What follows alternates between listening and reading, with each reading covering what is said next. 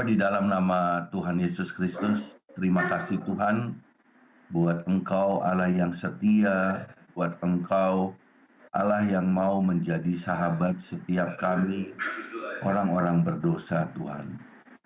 Biar lagu ini Tuhan bukan cuma sekedar dinyanyikan untuk membuka sebuah ibadah, namun biarlah lagu ini benar-benar berasal dari kedalaman setiap hati teman-teman yang ada di Pontianak sana Tuhan. Dikala eh, semuanya serba terbatas, mungkin semuanya serba kekurangan, buat teman-teman di sana benar-benar percaya dan mengerti kalau Tuhan merancangkan semua yang baik untuk mereka, dan buat mereka percaya Tuhan Yesus bahwa Tuhan tidak pernah meninggalkan mereka. Allah Roh Kudus, biar Engkau bekerja pada pagi hari ini Tuhan. Engkau Allah yang memegang kendali setiap atmosfer yang ada di lapas Pontianak sana, beserta tempat hamba-Mu ini Tuhan Yesus. Semua yang bukan dari Tuhan kami hardik di dalam nama Tuhan Yesus Kristus. Tidak ada yang boleh mengganggu, tidak ada yang boleh mencuri firman, dan Engkau Allah yang memegang kendali ibadah ini dari awal pertengahannya hingga akhirnya. Terima kasih Tuhan Yesus, biar Engkau berkata-kata lewat hamba-Mu ini Tuhan Yesus. Hamba-Mu butuh pengurapan, hamba-Mu butuh otoritas yang dari Engkau. Di dalam nama Tuhan Yesus Kristus, mari setiap kita yang siap menerima kebenaran firman Tuhan, sama-sama katakan amin.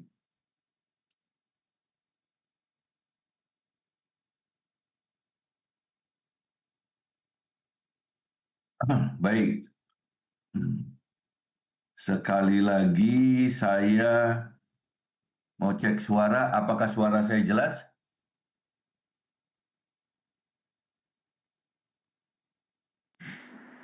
Jelas ya? Jelas. Oke, kalau gitu sekali lagi saya sapa teman-teman di Pontianak. Shalom. Shalom. Apa kabar semua? Baik, kabar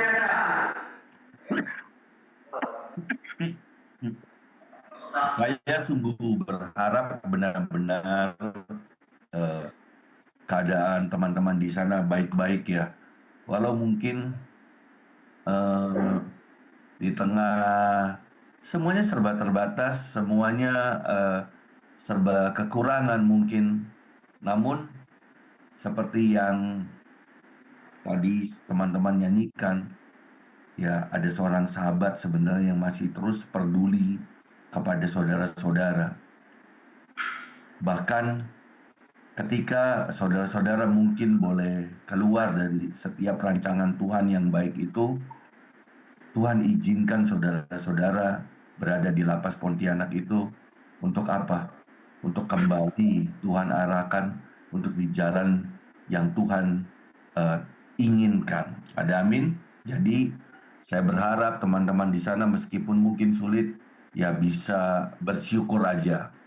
Oke, jadi seperti yang kita ketahui berita baik di media Indonesia maupun luar negeri, kita sama-sama tahu kan sekarang di mana perang itu antara Iran melawan Israel dibantu dengan Amerika itu masih terus berjalan, dan sudah mulai nih dampak dari perang itu sudah mulai benar-benar berasa gitu.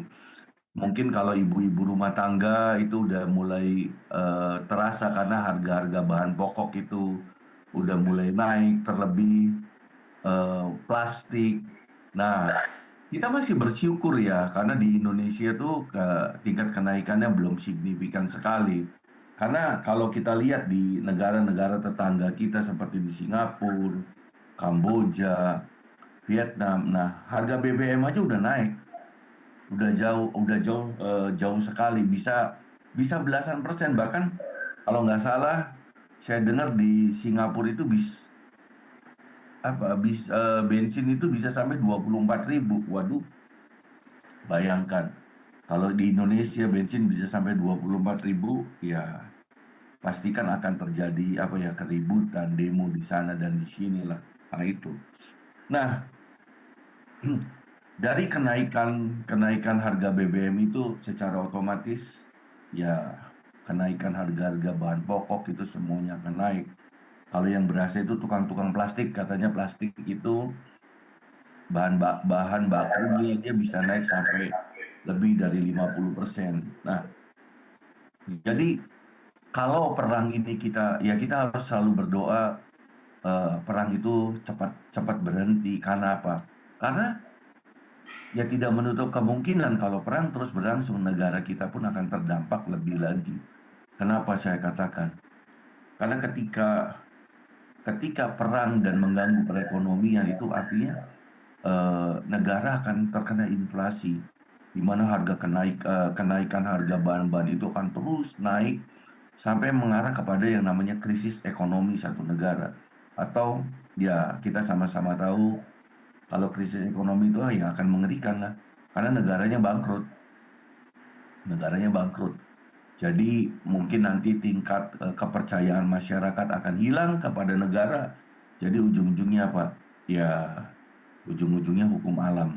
Nantinya kan ribut di sana di sini, ya penjarahan lagi ini dan itu. Jadi kita sebagai anak-anak Tuhan, saya katakan wajib untuk kita benar-benar mendoakan bangsa dan negara kita, bahkan ya bangsa-bangsa.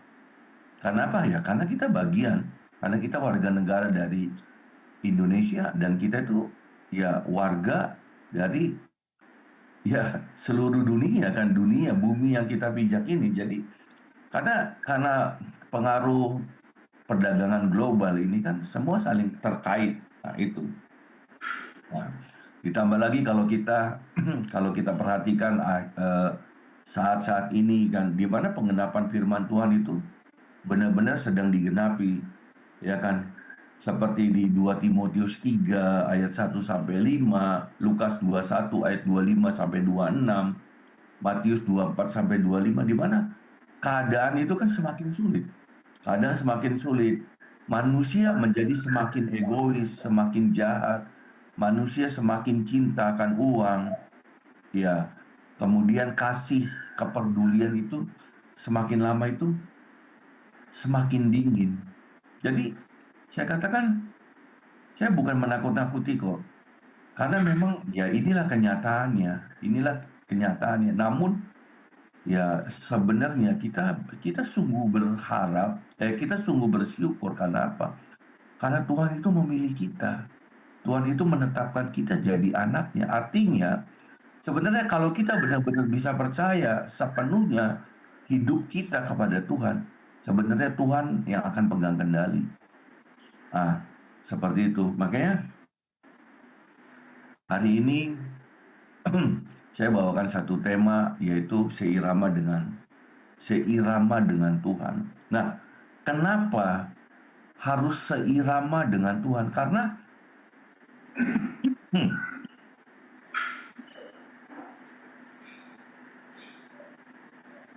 karena hmm, ada banyak anak-anak Tuhan, itu selalu berpikir hidupnya sudah sejalan dengan Tuhan, sudah berjalan dengan Tuhan, sudah melayani Tuhan, sudah disibukkan dengan yang namanya apa ya, aktivitas-aktivitas rohani. Dan kebanyakan anak Tuhan tidak menutup kemungkinan, saya juga mungkin merasa puas ketika kita sudah melayani, ketika kita sudah masuk ke dalam satu ibadah, ketika kita sudah mungkin memberi persepuluhan, persembahan, atau apapun. Nah, namun sebenarnya apa sih yang namanya seirama itu? Nah, seirama itu benar-benar harus selaras, sinkron, tidak berjalan menurut kehendak sendiri, tetapi mengikuti irama atau hati Tuhan. Nah, jadi Saya kasih sebuah ibarat atau contoh analogi. Mungkin kalau kita di dalam sebuah band, ada main drum, ada main keyboard, ada main bass, ada main gitar, ada main mungkin apalagi tuh, semua alat musik lah dimainkan. Saya katakan. Namun itu kan hanya baru bicaranya tentang nah, yang namanya seirama itu, nah, ketika lagu dinyanyikan dengan nada A pertama, secara otomatis semuanya harus A kan. Nah, kalau yang satu C artinya apa? Dia dia sejalan nggak sejalan, bermain musik sama, tapi tidak seirama. Makanya tidak akan menjadi satu harmoni yang bagus didengar. Jadi musiknya akan apa? Akan ya terdengar ya jelek didengar. Karena semuanya nggak selaras, semuanya nggak seragam. Nah, seperti itu. Jadi kebanyakan anak-anak Tuhan itu berpikir bahwasannya pelayanan atau segala aktivitas rohani itu benar-benar sudah sejalan atau berjalan dengan Tuhan. Namun sesungguhnya belum tentu seirama. Jadi ada banyak yang namanya pelayanan itu kan. Itu ditunggangi oleh keinginan diri sendiri. Yang paling gampang ya ketika kita mau memberi, ketika kita mau menyumbang, kita berharap nama kita disebut. Betul? Nah, justru yang penting itu kita sekarang tuh seirama. Seirama. Katakan seirama. Oke. Kita sama-sama buka di Roma 12 ayat 1 sampai 2.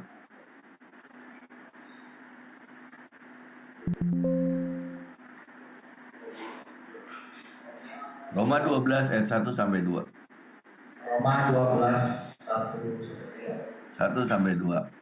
Oke, yang bawa Alkitab bacakan, silakan. Silakan kita baca Roma sama-sama. pasal 12 ayat 1 sampai ayat yang kedua yang berikut di atas persembahan yang benar. Karena itu saudara-saudara, demi kemurahan Allah, aku menasihatkan kamu supaya kamu mempersembahkan tubuhmu sebagai persembahan yang hidup, yang kudus, dan yang berkenan kepada Allah. Itu adalah ibadahmu yang sejati. Ayat yang kedua, janganlah kamu menjadi serupa dengan dunia ini, tetapi berubahlah oleh pembaharuan budimu sehingga kamu dapat membedakan manakah kehendak Allah, apakah yang baik, yang berkenan kepada Allah, dan yang sempurna. Terima kasih. Amin. Oke. Jadi di dalam dua ayat ini ada kalimat yang namanya persembahkan hidup ya. Jadi, nah, kita kita harus sadar bahwa hidup kita ini bukan milik kita lagi. Setuju? Hidup kita ini bukan milik kita lagi. Karena apa? Karena kemarin kan kita baru mengenang yang namanya Jumat Agung, dan kita baru merayakan hari kemenangan yaitu Paskah, di mana Yesus harus turun. Mohon maaf, harus turun ke dunia ini untuk menebus dosa-dosa kita. Karena Yesus membayar semua di atas kayu salib, artinya apa? Hidup kita bukan milik kita sendiri.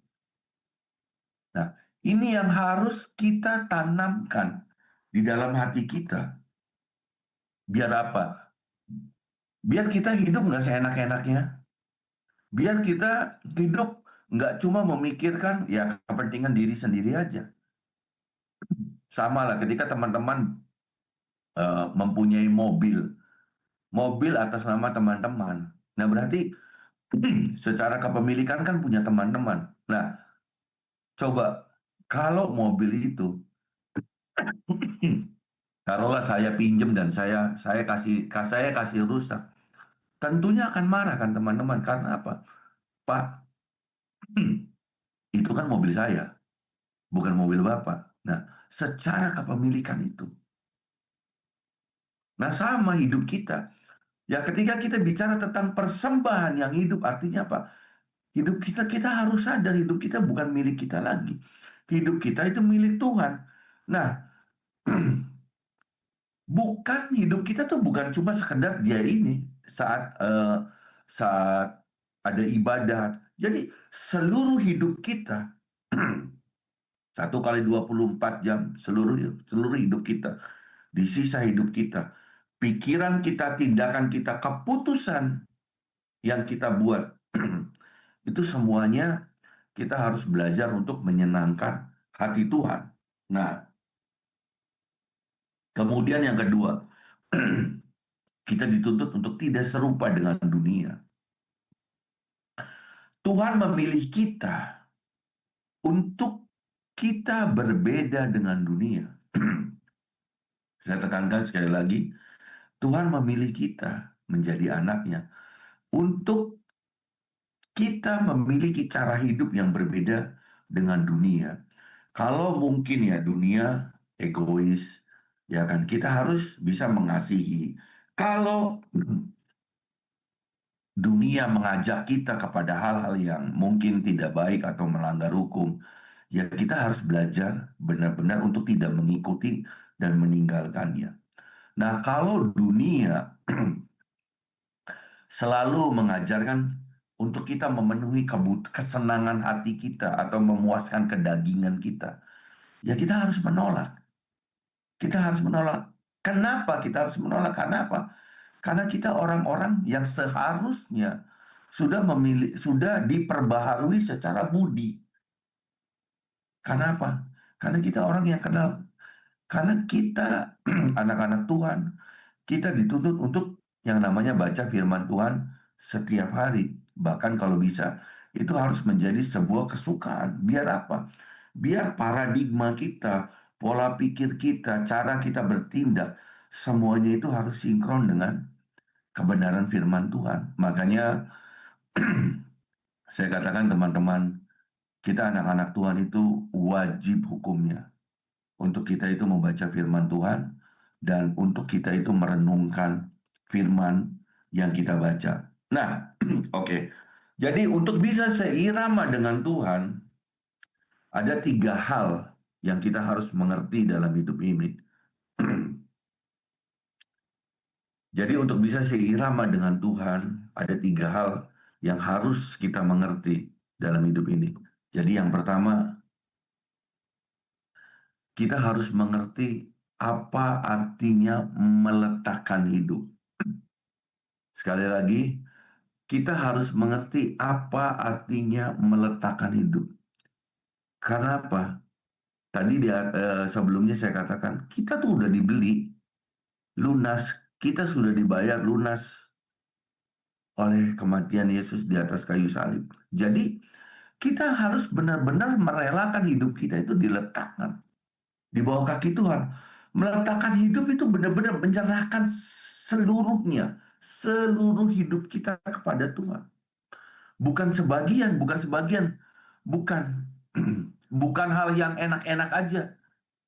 Bukan hal yang enak-enak aja, tapi sebagian. Kalau semua pelayan Tuhan mau jadi pembicara seperti saya, bagaimana? Siapa yang mau mungutin kolekte, siapa yang mau bawa perjamuan kudus, siapa yang mau jadi asyir untuk menyambut jemaat, ya kan? Jadi nggak semua, setiap kita tuh punya bagian masing-masing. Nah, untuk itu rela nggak kita? Bahkan Tuhan katakan, semua upahnya itu sama. Yang melayani mungkin tukang sapu sampai pembicara itu pun sama. Nah, kita mau nggak kita meletakkan hidup kita sepenuhnya total, menyerahkan kepada Tuhan. Coba, meski mungkin ya, logika kita berkata, ini nggak masuk logika. Tapi berani nggak kita meletakkan hidup kita? Buka di Lukas 9 ayat 24. Lukas 9 ayat 24. Saya bacakan aja. Karena barang siapa mau menyelamatkan nyawanya, ia akan kehilangan nyawanya. Tetapi barang siapa kehilangan nyawanya karena aku, ia akan menyelamatkannya. Wow. Wow. Jadi, ketika bicara tentang mengerti apa artinya meletakkan hidup, itu kita tidak hidup lagi untuk diri sendiri.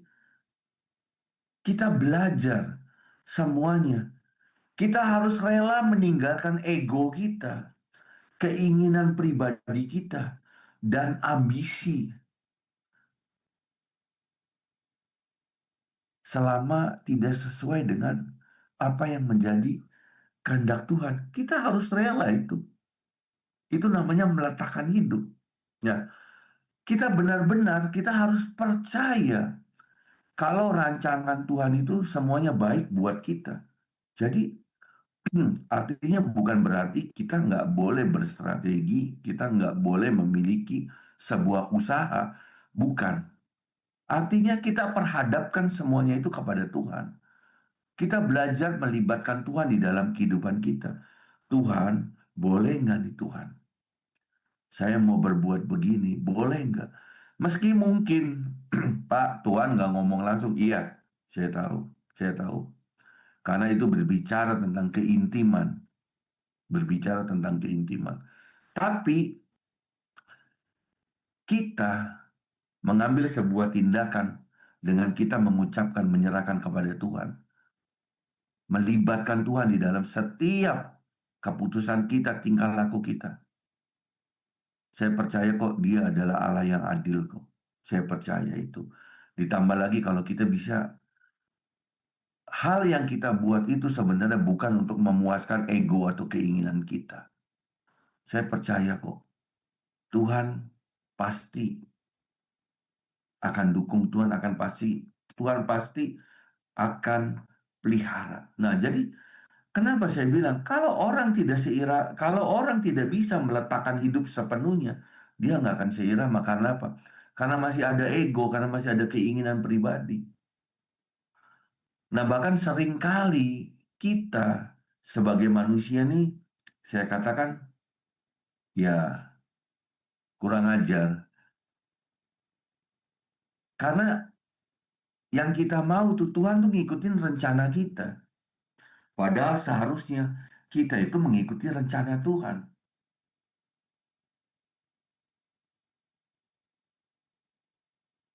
Meletakkan hidup adalah keputusan setiap hari, setiap saat, bukan hanya sekali. Jadi saya katakan, ayo kita belajar semua. Utamakan kehendak Tuhan di atas keinginan pribadi. Utamakan kehendak Tuhan di atas keinginan pribadi. Makanya untuk itu saya katakan, saya tahu teman-teman nih setiap hari pasti akan bertemu dengan ibadah, bahkan beberapa kali kan, tidak hanya sekali. Ya kan? Ya, justru kalau teman-teman bisa ambil satu sisi positif di mana apa? Teman-teman itu akan terus diperlengkapi, terus diisi oleh kebenaran firman Tuhan. Jadi, saya berharap dari hati teman-teman itu benar-benar memiliki sebuah keinginan, sebuah gairah. Jadi, jadi jangan sampai datang, oh ini karena programnya, jam segini saya harus datang, saya harus ibadah. Nah itu, jadi teman-teman harus memiliki sikap yang antusias. Karena apa? Ketika teman-teman di luar, saya percaya kok, teman-teman akan jarang memiliki waktu untuk mengikuti ibadah, baca firman. Betul? Ini tempatnya, ya kan? Saatnya berdamai dengan keadaan dan menyerap banyak. Nah, kemudian bicara tentang meletakkan hidup artinya apa? Ya, kita benar-benar harus berani taat. Meskipun nggak nyaman kok. Meskipun nggak nyaman. Taat aja. Saya kasih analogi dalam hidup saya lah. Saya dilahirkan di sebuah kampung nelayan di daerah Cirebon, Jawa Barat sana. Di mana kehidupan kampung nelayan, ya semuanya keras. Semuanya keras. Ya, di mana kejahatan juga di sana banyak. Bahkan saya katakan adik saya itu pengedar narkoba yang Tuhan izinkan, ya Tuhan ambil di 2023 kemarin. Adik saya meninggal. Dan meninggalnya itu, ya saya katakan dia sedang merencanakan sebuah perampokan. Ya kan? Nah, kita diperhadapkan dengan sama kondisi, sama-sama miskin, sama-sama nggak punya uang. Tapi saya memilih ya sudah taat aja. Saya memilih untuk di jalan putih. Kalau saya saat itu bilang, saya cuma bilang ke adik saya, jalan cuma ada dua, nggak bisa abu-abu. Kamu pilih hitam atau pilih putih? Kalau saya pilih putih, saya bilang. Saya pilih putih dan adik saya, dia awalnya pilih putih. Nah, tapi dia nyebur ke hitam, berarti dia abu-abu. Ya kan, alhasil apa? Adik saya itu masuk dalam penjara itu 3 kali. Dan yang terakhir itu 7 tahun 6 bulan. Nah itu. Meski mungkin ke uang ya, uang. Ketika jual narkoba mungkin sekali pukul dia banyak kali, mungkin. Kalau saya harus nungguin 1 bulan, tapi ya udah, saya taat aja. Meskipun mungkin nggak nyaman, ya taat aja. Nah, seperti itu. Oke, jadi yang kedua, yang kedua, bicara tentang seirama dengan Tuhan artinya apa? Mengerti apa artinya tahu diri. Kita tahu diri. Kita itu harus tahu diri. Kita jadi manusia, kita harus tahu diri. Karena apa? Karena sekali lagi, kita itu diselamatkan. Kita itu ditebus. Saya katakan, semua kepercayaan itu berbicara tentang surga dan neraka. Surga dan neraka. Namun berbahagialah kita yang memilih mengikut Yesus. Karena apa? Karena ada jaminan. Aku adalah jalan kebenaran dan hidup. Barang siapa ingin menuju Bapakku, dia harus melalui aku. Bahkan di Yohanes berkata juga, kita ini warga negara kerajaan sorga. Bahkan Tuhan Yesus itu harus balik naik ke surga itu. Dia sedang menyiapkan tempat untuk kita, anak-anaknya. Siapa yang percaya? Angkat tangan. Amin. Saya sungguh katakan itu harus percaya. Harus percaya. Harus percaya. Karena surganya nyata. Amin. Jadi kita harus tahu diri.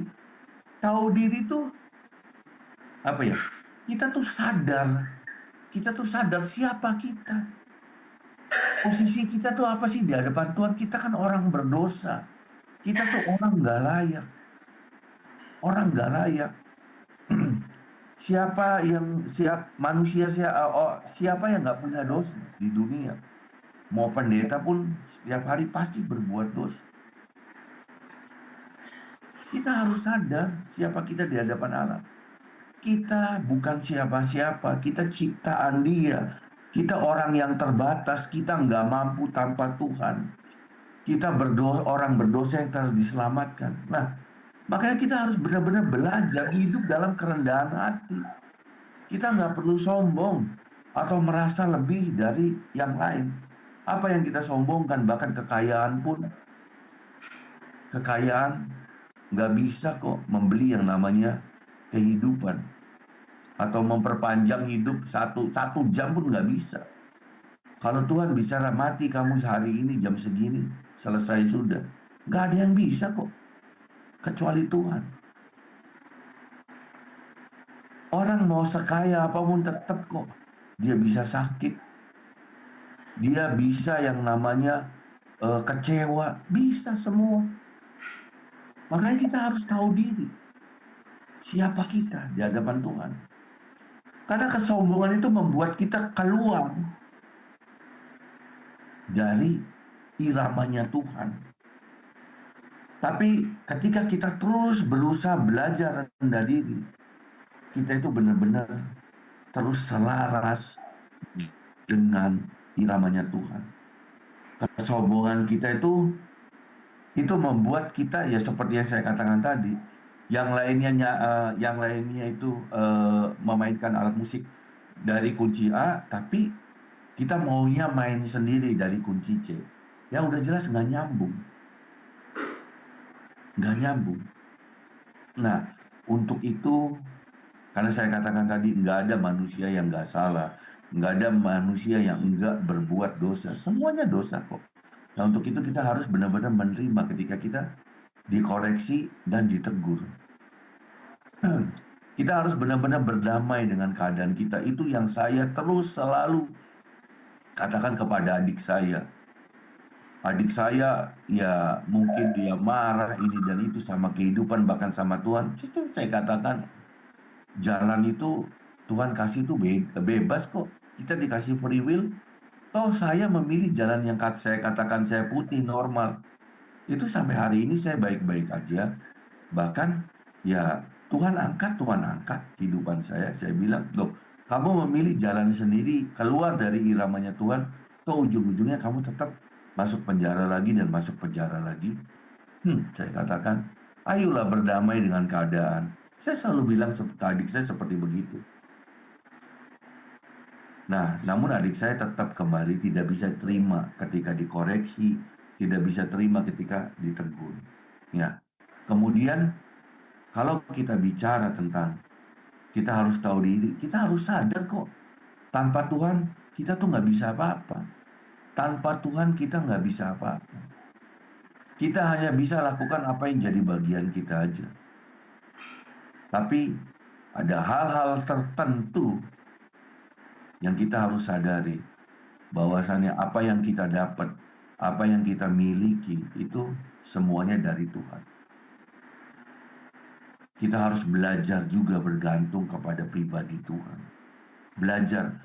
Berhenti kita membanding-bandingkan dengan kehidupan orang lain. Tuhan, kenapa Tuhan kerjanya sama, berangkat jam 7, pulang jam 5, tapi dia bisa punya mobil, saya punya motor. Kenapa? Saya katakan, kita harus belajar sepakat dengan Tuhan. Itu baik buat kita. Karena apa? Dengan kita punya motor, kita masih bisa ngobrol dong sama Tuhan. Tuhan kenapa Tuhan? Tuhan kenapa Tuhan?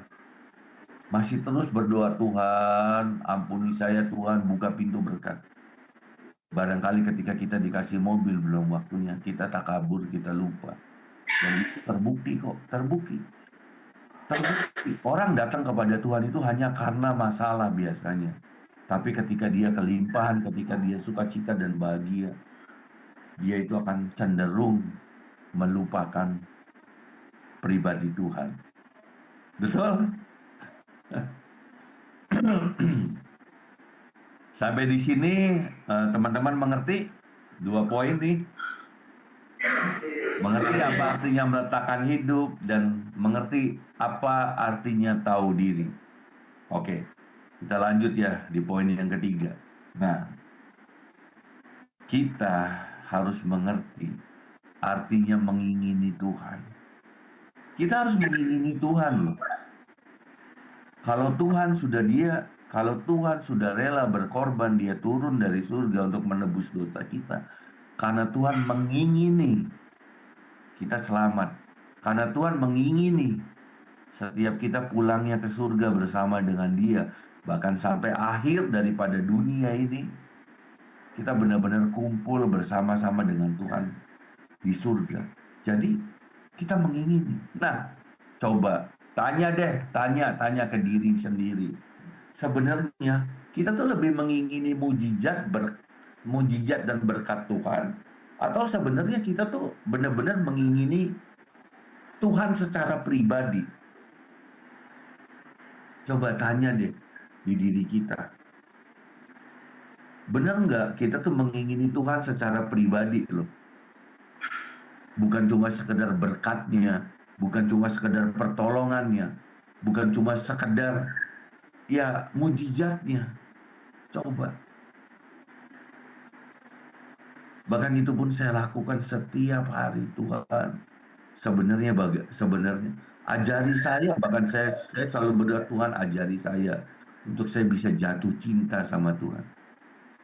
Karena orang jatuh cinta kan tahu, orang jatuh cinta itu sepertinya kan apa ya, kayak bodoh kan. Pokoknya dia mau aja ketemu sama orang yang dia cintai. Jadi mau ketika teman-teman jatuh cinta, mengingini benar-benar selalu ada bersama dengan orang yang teman-teman cintai kan.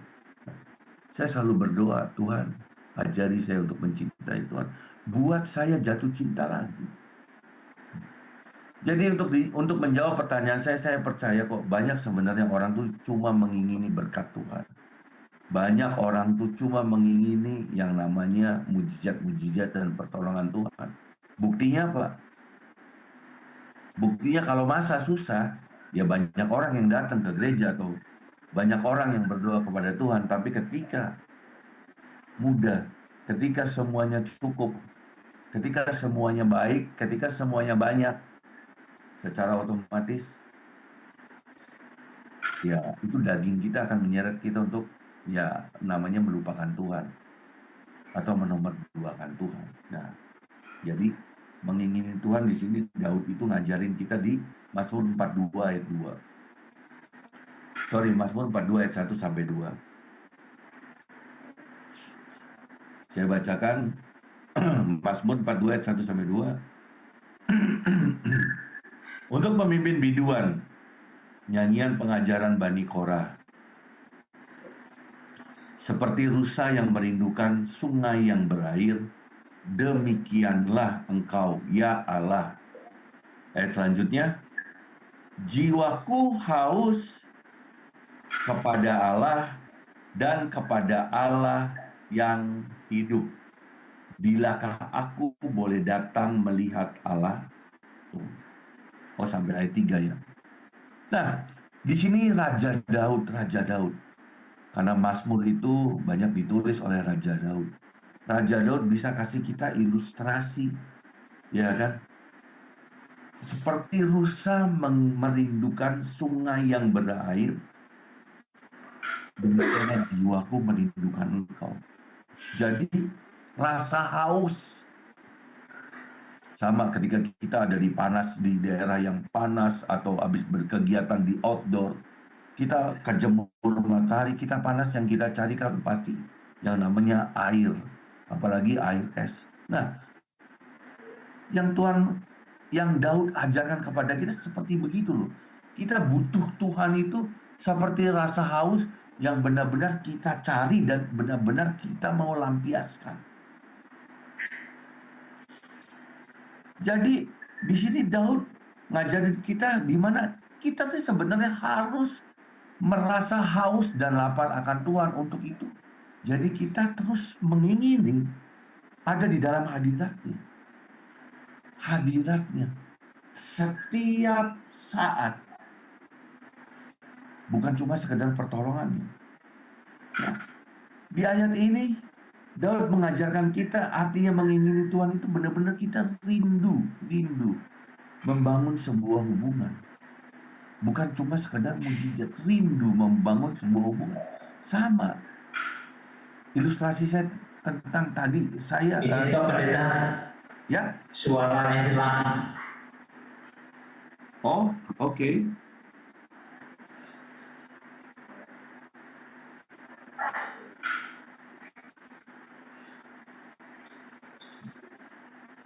Bentar ya. Udah jelas Pak. Sudah jelas? Jelas Pak Pendeta. Oh, oke. Ya. Mengingini Tuhan itu kita rindu sebuah hubungan atau membangun hubungan. Bukan cuma sekedar mujizat. Nah, mengingini Tuhan itu menjadikan Tuhan itu yang utama di dalam kehidupan kita. Kita tanya aja di diri kita sendiri. Yang utama dalam kehidupan kita uang atau Tuhan? Atau coba bandingkan uang dengan Tuhan. Tingkat kebutuhan kita lebih besar mana? Antara uang dengan Tuhan. Pak, Tuhan itu nggak kelihatan, Pak. Ya kan? Tapi kalau uang itu kelihatan dan kita butuh, Pak, ini dan itu.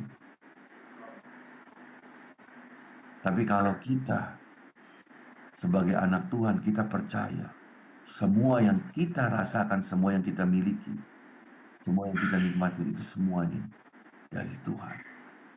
Tuhan izinkan semua. Nah, mengingini Tuhan, sekali lagi saya tekankan, kita harus membangun hubungan pribadi dengan Tuhan. Membangun hubungan pribadi dengan Tuhan. Kita berdoa, kita berkomunikasi. Karena saya katakan, karena pada hakikatnya kekristenan itu bukan sebuah agama. Kekristenan itu bukan sebuah agama yang cuma ribet sama yang namanya ritual. Kalau kita mau jelas, kalau kita mau kata agama itu kan berasal dari bahasa Sanskerta, tidak agama kacau, biar gak kacau. Ya, pasti perkembangan agama itu akan perkembangan sebuah agama itu akan dipengaruhi oleh kebudayaan, oleh norma-norma saat itu. Artinya apa? Setiap liturgi dari agama itu ya pasti dibuat oleh manusia. Jadi kita hidup jangan terus terikat dengan yang namanya liturgi. Liturgi bahkan atau aturannya itu lebih penting daripada hubungan. No, saya katakan. Kekristenan itu hubungan. Jadi kita tuh harus punya waktu khusus untuk Tuhan. Di kamar kecil kita, di sudut kamar kita. Kita untuk berbicara, itu kita berkomunikasi, kita mengadu kepada Tuhan. Kita bercerita tentang apapun kepada Tuhan. Jadi bukan cuma sekadar ibadah, datang ibadah, bukan cuma sekadar bersorak-sorai di gereja, di satu acara retret, di satu ibadah apapun. Enggak. Yang terpenting adalah hubungan kita dengan pribadi Tuhan. Jadi ada banyak anak Tuhan itu yang hidupnya di gereja terus, dia hobi dengan yang namanya kegiatan-kegiatan rohani. Tapi dalam hidupnya dia tidak memiliki hubungan dengan Tuhan. Saya katakan itu akan sayang atau sia-sia. Kalau kita menjadikan Tuhan itu kebutuhan utama dalam kehidupan kita, saya percaya kok kita akan mengejar Tuhan. Bukan pilihan terakhir. Jangan jadikan Tuhan itu pilihan terakhir. Ketika ke kanan ke kiri sudah mentok, kita nggak bisa dapat kerjaan, nggak bisa dapat pinjaman uang, nggak bisa ini dan itu, baru kita kasih, Tuhan tolong saya. Jadikan Tuhan yang utama dalam hidup kita.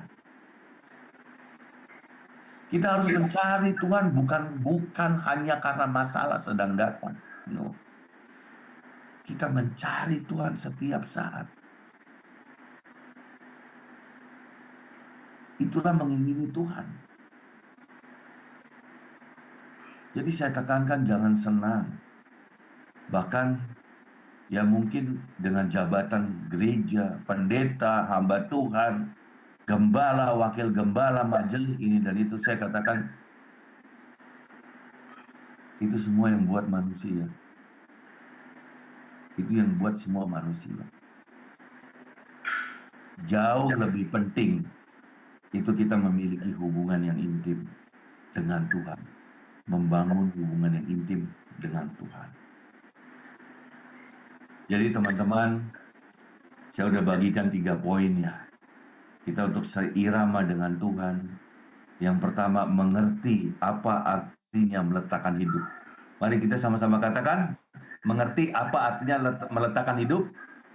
Apa arti meletakkan hidup?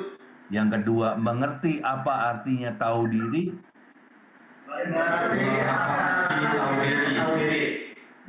Yang ketiga, mengingini apa artinya mengerti apa artinya mengingini Tuhan.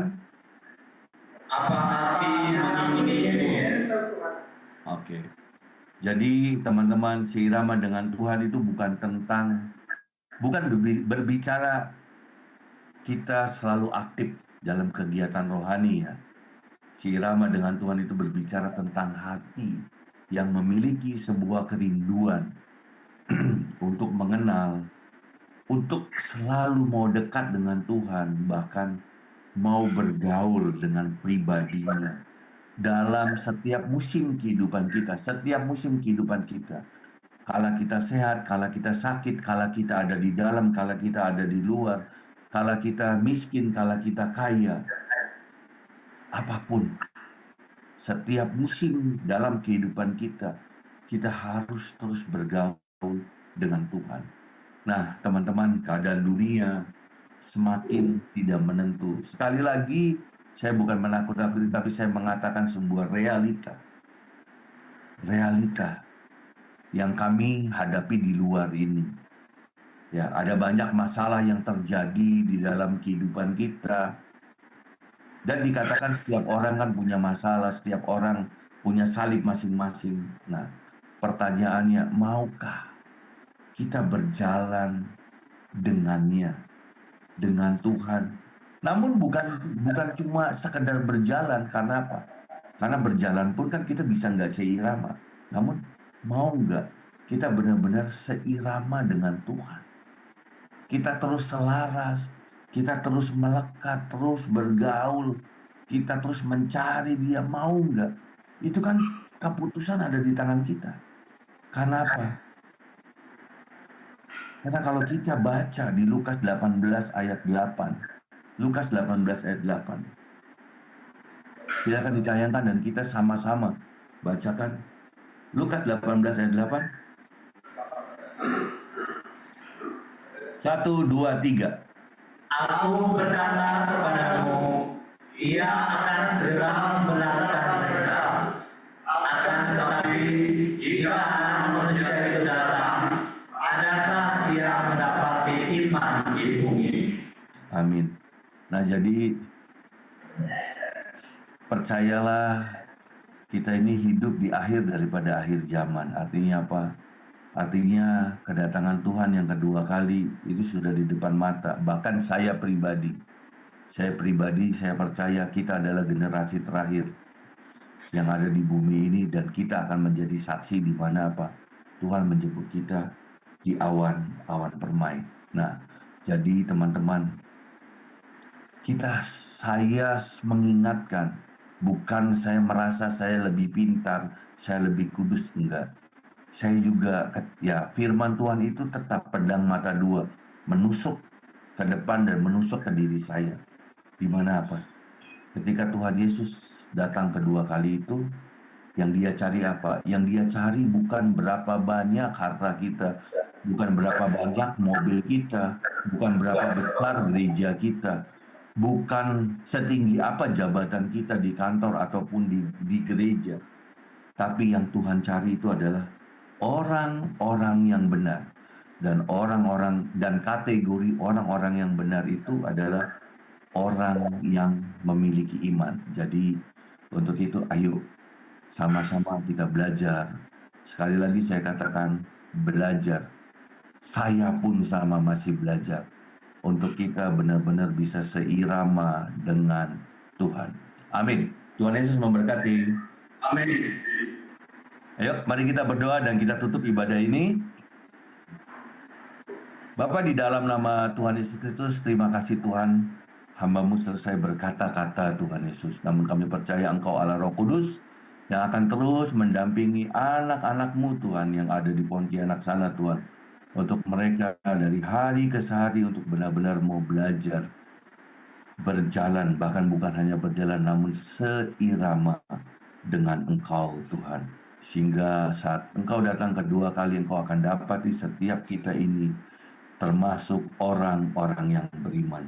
Terima kasih Tuhan, dan mari saya ajak teman-teman untuk berdiri dan angkat kedua tangan untuk terima berkat dari Tuhan. Tuhan, terima kasih Tuhan buat hidup yang Kau berikan, buat nafas hidup, buat setiap kesempatan berjalan dengan Tuhan, buat kesempatan untuk menyaksikan kebaikan Tuhan. Dan Tuhan Yesus, biarlah pada hari ini Tuhan berkat tercurah dari surga Tuhan.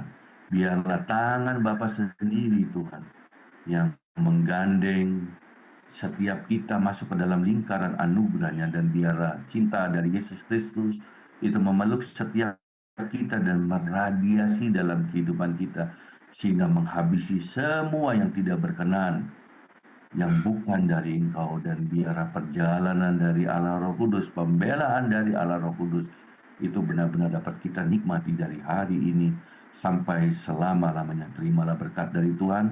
Diberkatilah kesehatanmu, diberkatilah usaha pekerjaanmu, diberkatilah keluargamu, diberkatilah anak-anakmu, dan diberkatilah engkau saat keluar dan engkau saat masuk. Tuhan akan mencurahkan berkat jasmani, rohani, materi, bahkan berkat hikmat kebijaksanaan yang akan kau pakaikan untuk menjalani kehidupan mulai hari ini sampai selama-lamanya.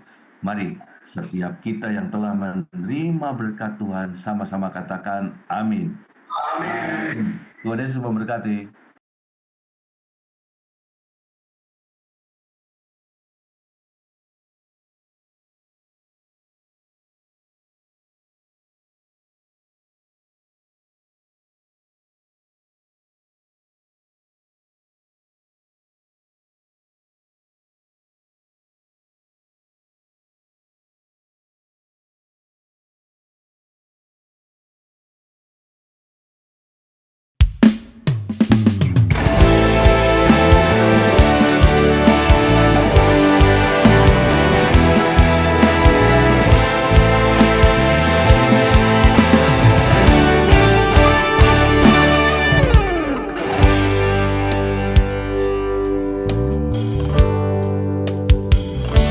Ojo krungu suarane liya, ojo gelem diapusi setan. Dengarkan saja firman Tuhan. Ojo krungu suarane liya, ojo gelem diapusi setan. Dengarkan saja firman Tuhan. Pasukan Semongko tarik sih. Ojo susah bro, ojo lembut sis. Susah yang urip iku ngundang pikiran.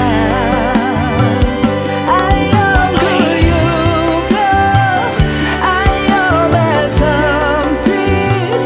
Renung ke firman atimu